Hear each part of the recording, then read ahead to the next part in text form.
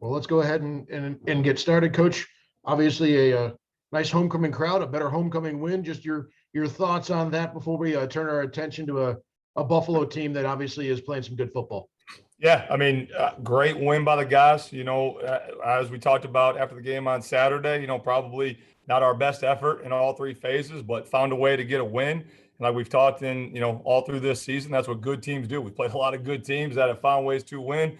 We're a good football team ourselves. We found a way to get it done. Things that we can clean up, things that we'll get better at. Guys, again, I'm always really impressed and really proud of the way that they come in, the way that they are very level-headed, almost neutral about whether or not it's we end up on the right side of the ledger or it was a big win in front of a great homecoming crowd like it was this past weekend. But they're eager and open to learn, to grow, and get better and improve, so we can go and capitalize on a national stage. Gold out this Saturday, first ever, Maction primetime game on a Saturday in the fall. Couldn't be more excited to showcase our great university, all that we have to offer. Need everyone to come on out. We hit 20,000 last week. That needs to be who we are week in and week out, and see this thing through for the fourth quarters that this battle is going to be. Thank you, Coach. Let's open up for some questions regarding last Saturday's game. Let's start with Alan from the Wrecking Courier. Yeah, Coach, just, when you looked at film, what jumped out? Who jumped out? Yeah, I mean, defensively, Muzzy, AJ Musolino had a heck of a game. Very active, very, very productive. Was our defensive player of the week. Did a tremendous job. Some real critical moments, some crucial situations where he came up huge. Really, really impressed with his performance. Was pleased by the way some of the guys up front flashed. I thought Aiden Huntington, really flashed. I thought Antoine Cook played one of his better games. Zay West continues to get better and better week in and week out. So I was really pleased with those guys. Again, impressed with our running backs, both Coop and Xavier Williams. Ran really hard. We knew going into it, they did a really good job defensively, scheming up, other teams' pass pros. That had been really a huge moment in that Minnesota game where they generated some explosive plays because they overloaded and outnumbered, some instances of their pass pro. So we knew going into it that we are going to need to keep our quarterback clean and upright, which we did, which was awesome. And it's a testament to the O-line and the backs and the work that they did with that. So really pleased with those guys' efforts across the board. And it was really cool that a guy like Alex Sims in special teams, it doesn't show up a ton, in the stats, but made a huge play recovering that fumble and flash in other areas as well. So, would be remiss if I didn't mention him as well. And it's looking forward to having his role expand within teams and the importance that plays for us getting victories. Talk a little more about Musolino. He's a guy that, he's helped you out a lot, obviously, over the years, but not really a household name type of guy. Just talk about him and what he brings and what he's kind of, how he stuck it out to be where he is now. Yeah, I mean, he's another one of those guys that's really kind of the embodiment of our program. Day in and day out, he continues to get better. He's a really smart football player, puts himself in the right positions, understands tendencies, and is playing really confident right now to where, he's trusting his eyes, he's trusting his keys, he's trusting his teammates. He's able to capitalize on those plays. So, again, he's one of those guys that week in and week out is being pretty consistent, and again, I think maybe some guys flash a little bit more, might be a little bit more sexy, so to speak, but, he consistently does his job at a really high level and, has played a lot of different roles for us, whatever the team needs. And again, another selfless individual, like whatever we need him to do, he does and does it at a high level. Yeah, a number of guys like him who, you've brought in people, obviously every year, a lot of transfers this year, kind of guys that, you think are going to make an impact and kind of maybe shove people like him out, to be honest with you, but it doesn't happen in a lot of the cases. Just kind of talk about how those guys like him handle that and how they just keep grinding and don't worry about what they can't control, that type of thing. Yeah, I mean, I think you hit the nail on the head there, right? To where our kids know that they're going to obsess about the things that they can control. We talk a lot about, event plus response equals outcome. We call it E plus R equals O, right? So situations are going to change. Guys know from day one that we want to bring in the most talented individuals to our football family, whether it's the best reporters in Northeast Ohio covering us, or if it's coaches, players, support staff alike. Like, we want high, talented individuals that are in and around our building. And I believe that truly raises the level of performance and competition within the building. So guys know year in and year out. I mean, shoot, we're fortunate where we are. We're in a talent-rich area. And because of the success that we've had and the way that the college football landscape has changed, that we're going to be able to acquire some really good people, really good players to come in and raise the level of competition. And if you're a guy who's worried about that, or you think you're entitled to playing time just because you've been around, like it's your opportunity, it's your time, it doesn't work that way. You got to earn that opportunity. And whether that's a new guy coming in or a guy that's in the program, you got to constantly be improving. And with the opportunities that you're given, you need to maximize them. And when you maximize those opportunities, your garden's going to grow, your role's going to expand. And again, wherever you're at, it doesn't matter if you're a first team all conference player or you're a guy who's in his first year in the program. Like, it doesn't matter where you're at. You got to get better, because even if you're on the right track, if you slow down, your butt's going to get ran over, so guys know that. And that's been what it's been since day one. They've embraced that. And I think that's why you don't see a ton of guys leaving our program, because they know that if they do their job the way that we're asking them to do, and they do it at a high level, they're going to play. So, it's great to see. It makes everyone here better. Going back to that last game, and even the game before that, you mentioned red zone issues against Maryland. You said you're going to simplify things and kind of go with plays that you were really comfortable with running. Obviously, you ran the ball a lot last week in the red zone. Just kind of talk about the adjustments you made and how effective they were. I mean, 5 out of 6 scores in the red zone. One was the missed field goal. Obviously, we got to get that thing through the pipes and handle that situation where we're going to run down the clock, so we don't need to kick off, right, and make that the last play of the game. Otherwise, we'd be 6 for 6. Yeah, again, I'm not very smart, right? So we got into conference play, the level of talent, that gap was a little bit different. So we put our big people in, and, big people beat up little people, and we ran the ball in for touchdowns.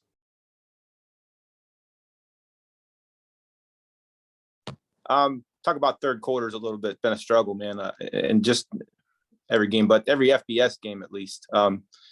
Maybe address that and just talk about anything you're thinking coming into this week to try to get that figured out.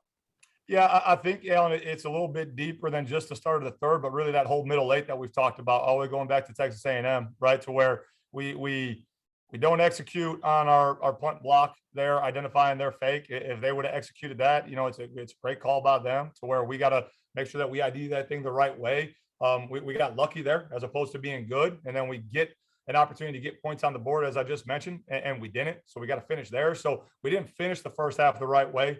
And then you come out and we give up a big kickoff, to start it. It puts our defense in a bad position. We get give up a touchdown there. And it's really that whole middle eight where, again, there's no new schemes. We don't need to do anything better. We need to execute and be who we are. And every single opportunity, regardless of the opponent, when we're us and we play to our capabilities, and we have 11 guys doing their jobs, and coaches included in that, obviously, we're as good as any.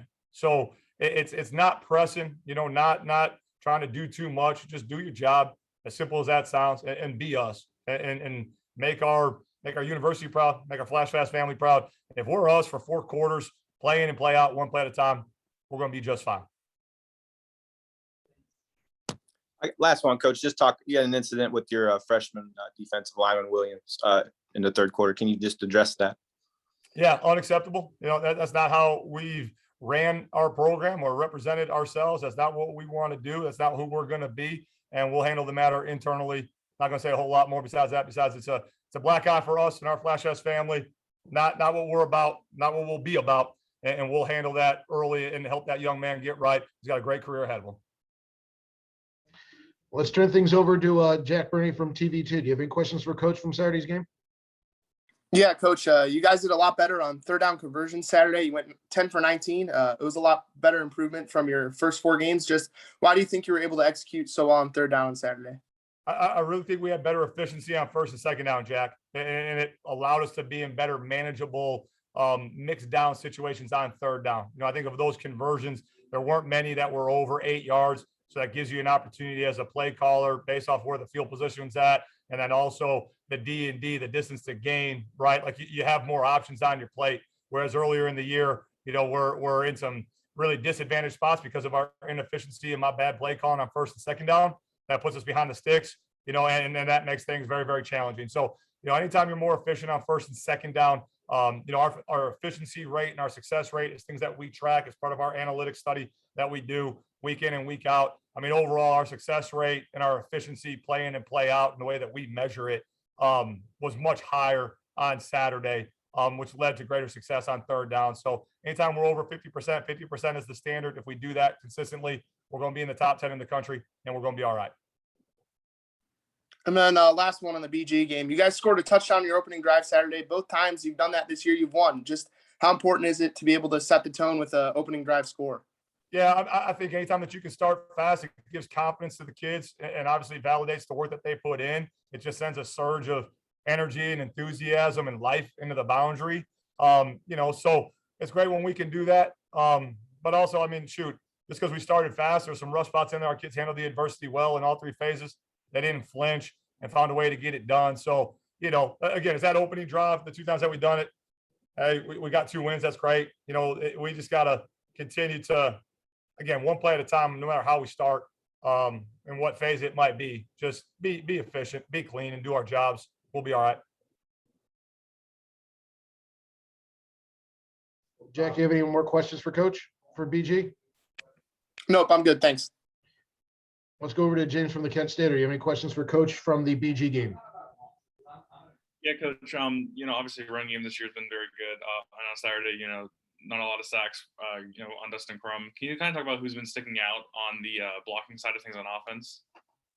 Yeah, I mean, it's really been an effort by committee based off different injuries and different things. Sam Allen got another start at center for us, did a great job. It's the third game that he has started at center. And so he's kind of the Swiss Army knife where we need him. He's able to fill in at any point in time. The steady constants have been both guards, Big A and Nate Mon. They played a bunch of football for us. They're kind of the old war horses, very, very experienced, have played a ton of football. And, the biggest thing for them is making sure that they're as close to 100% week in and week out when we get to game day, because, that game experience that they have is really the most valuable trait that they possess. We got 2 really, really good right tackles right now that we feel blessed to have, with Zach Whaley getting some early starts, played at a high level. DJ came back from his injury, is doing well, working himself back into game shape. So continue to roll the 2 of them. And then Billy Kudik, has been locking it down at left tackle and doing a good job. Obviously, all of them can improve, and there's other pieces, that will step up and continue to play their role. But we've played a lot of kids. And again, that kind of speaks to, like we were talking about, bringing the right kids in, developing them, everyone embracing the challenge to get better and the daily fight to improve. And then when their number's called, they go out and they perform and they compete, which is a lot of fun to see. Your defense did a good job, getting to Matt McDonald in that game, getting some pressure on him, getting some sacks. What were you specifically seeing from your defense that you think they did really well that helped in that area?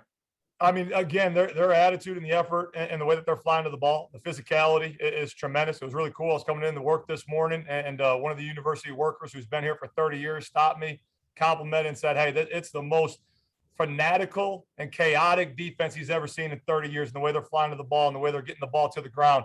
So that's a great testament to our kids and the work that they're putting in.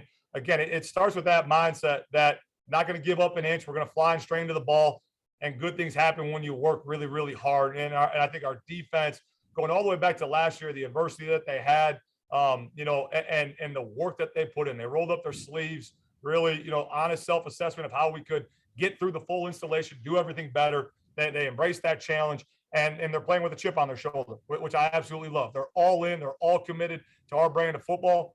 And they continue to perform and compete at a really high level week in and week out, which is great to see.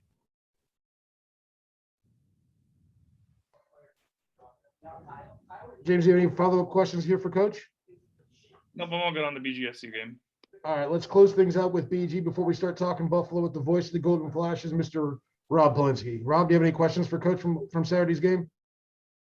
Just a couple quick ones, and that first, the last one Jimmy asked is kind of similar to what I wanted to ask. But Coach, you didn't get much pressure on McDonald at all at the beginning of the game. What changed in the second half that you're able to get more sacks on him? Was that just, were you blitzing more, or was that just an effort thing?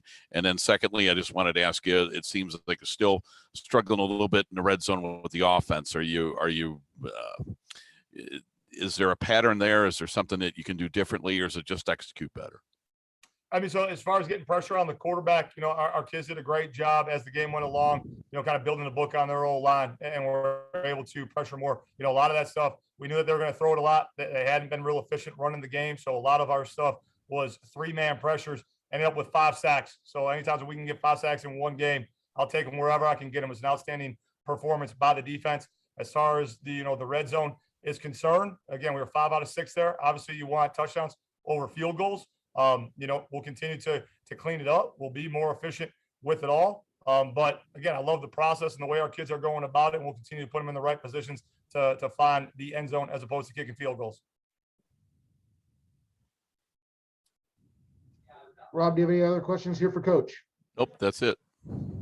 Fun fact about the 5-sack game: 4th time in your tenure, Coach, that your defensive front has gotten to the quarterback 5 times. You're 3-1 in those games. So let's talk a little bit about the Buffalo Bulls. Obviously, a gold out primetime game here, but it's a stout opponent coming into Dick Stadium. Yeah, obviously, really good program. They've done a great job sustaining success. That they've had very, very competitive games this year, playing really well in all 3 phases. Well coached, highly talented kids. Got a great opportunity again, like you said, Dan, on a national stage to showcase how special our university is, how elite our program is, and the rise that we're on and the upward trajectory that we continue to have here in Northeast Ohio. Let's turn our attention to Buffalo. Ellen, do you have any questions for this upcoming matchup? Yeah, Coach, they've lost their head coach, obviously lost some guys. Just kind of talk about personnel-wise where they are, who kind of stands out, and what adjustments they've made based on the new coach and that type of thing. They're still very talent rich. I mean, the new staff that came in is experienced, very, very sound. And I think they've done a very smart job. In a lot of ways, they put their own stamp on it, but they know and have a great feel for what those kids are very successful at. So there's a couple, slight deviations, but they still run the ball. They take pride in doing that. They play physical defense. They get 11 hats to the ball. Special teams is a big priority to them. The 2 very, very talented tailbacks. The O-line is very salty. So before anyone even asks, guys, key to victory, we got to stop the run. We all know what it is. It's a personal vendetta. We've been talking about it a long time. I know that they're going to come in and they know what it is as well. But we got to stop the run. We got to run the ball. We got to be disciplined. Got to score touchdowns. Field goals aren't going to win it. Can't wait for the environment. Can't wait for the excitement. Can't wait for the opportunity to get better.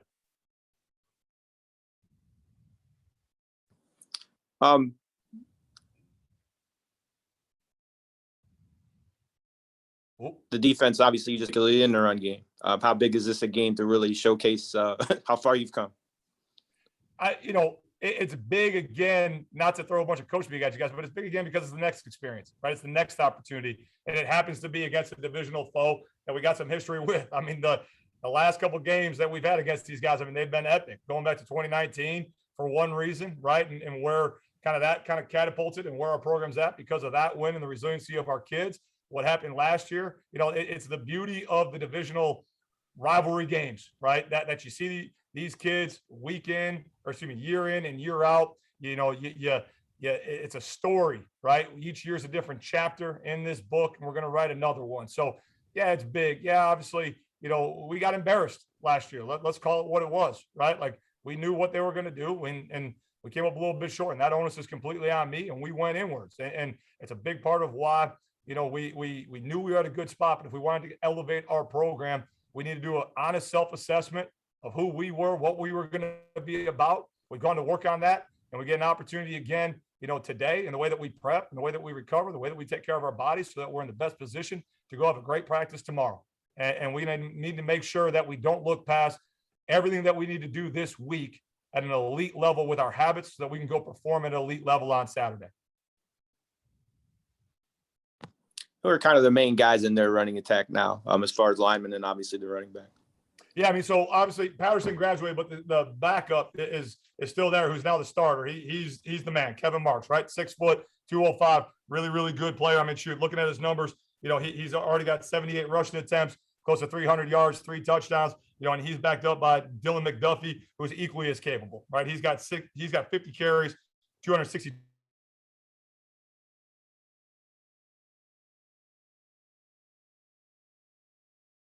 a 1-2 punch in the backfield. Starting left tackle is a returning starter. 4 other guys are, seasoned players. You got a redshirt senior, a junior, the center is a sophomore. He started 4 games in his career, but again, they work tremendously well together. They got great understanding of their scheme. They still run the mess out of outside zone. They do it really, really well. And we need to stop stretch. Coach, you mentioned the 2019 game and what that did to kind of get you rolling. Just when you look back at that game now, what are kind of the things that pop into your head? Started a great run. I mean, the biggest thing I asked those kids to believe that day, I ruined a whiteboard because I tagged it like a graffiti marker and wrote believe, right? At that point in time, we were 3-6.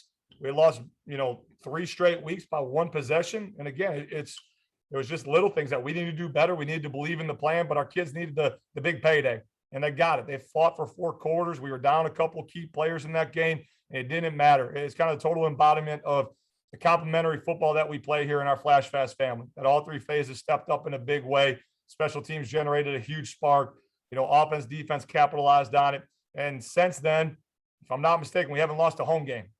So we got to continue to do that. We got to defend Dix. There's, again, benchmarks that we talk about are characteristics that define great teams.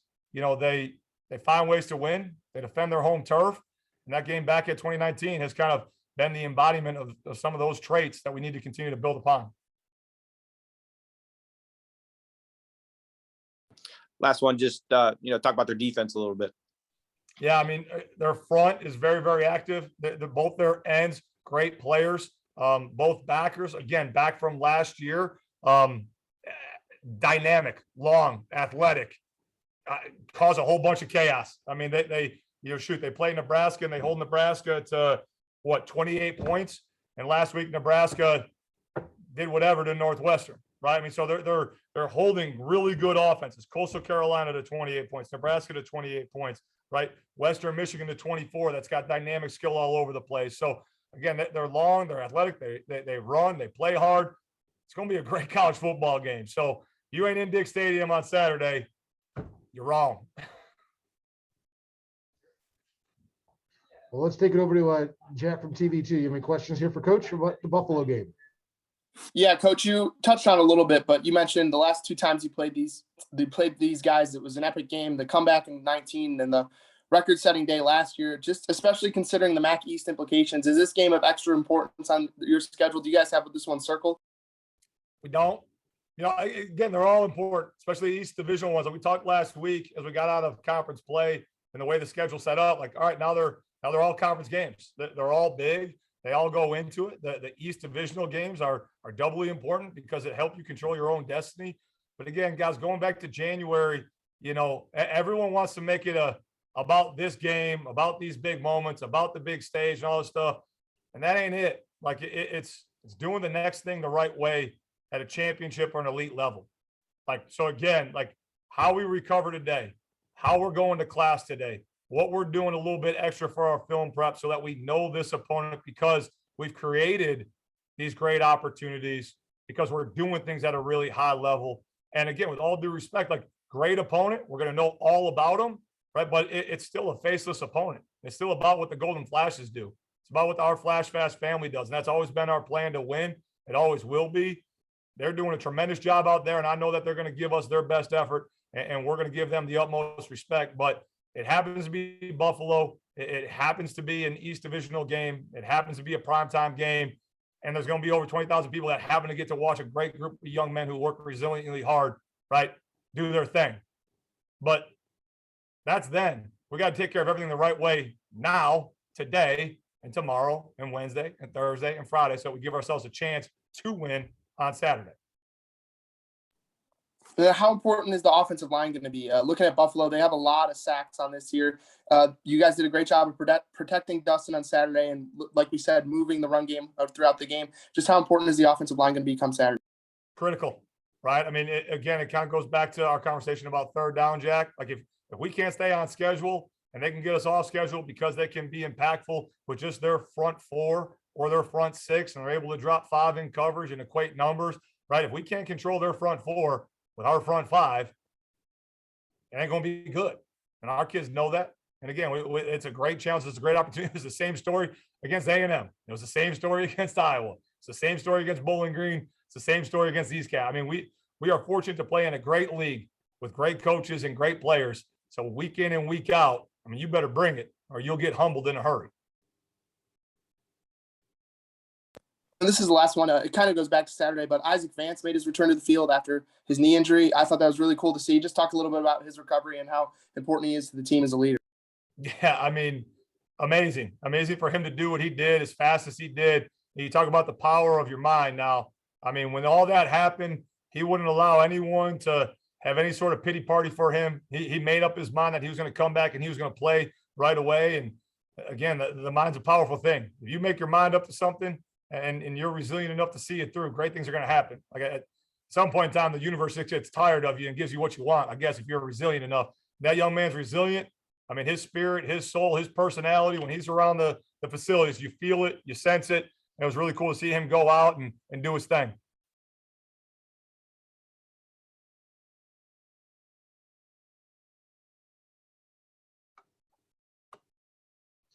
All right, let's swing things over to James from the Kent Stater. You have any questions for Coach for the Buffalo game?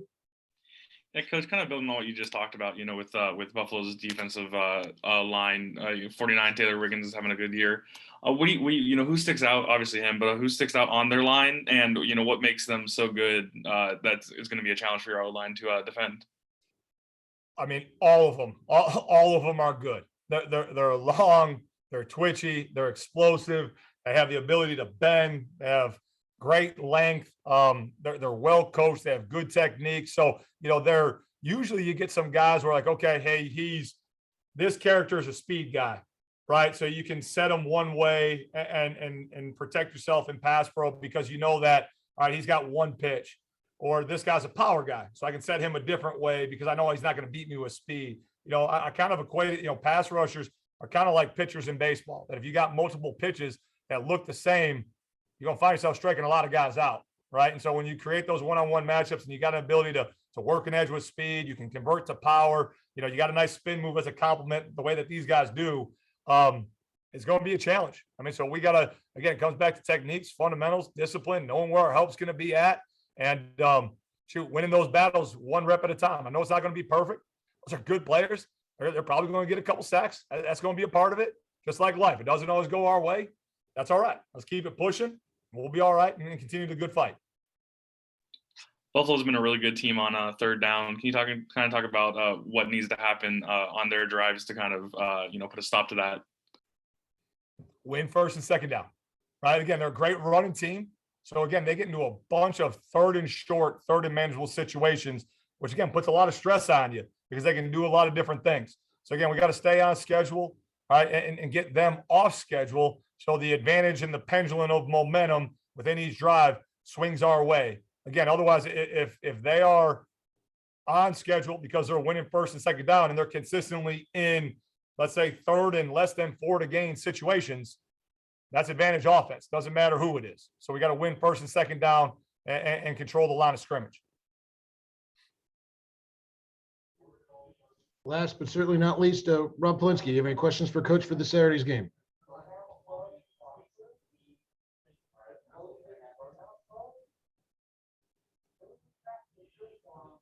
All right, guys. Any last questions here for Coach? Yeah, just one more, Coach. Can you update the situation at center? I know Allen started again. He did. Yep. I mean, so, you know, did a good job, played well. You know, it's a lot of guys who have the ability to do it between him and Jack Bailey. You know, we'll see where those guys are at as we go through it all and everything. But again, got great competitive depth. See how the week goes and, you know, see who earns that starting job. Hey, I forgot to unmute myself. Can I ask something quick? Go ahead, Rob. Sorry about that, Dan. If I only knew how to do technology. Coach, you mentioned that last year, you know, obviously we know you didn't stop the run against them and that it was an embarrassing effort and that you've got to stop the run this week. How do you specifically go about trying to stop their running attack? Make sure we got a bunch of hats flying to the ball, win our one-on-ones, leverage the football, maintain our cup so we dictate where the ball goes and they're not dictating it. Thank you. No problem. Rob, Bears won. Hey, congratulations. I'm happy for you. Does that count when you beat the Lions? Is that a game? Is that an NFL game if you beat the Lions? They all count the same.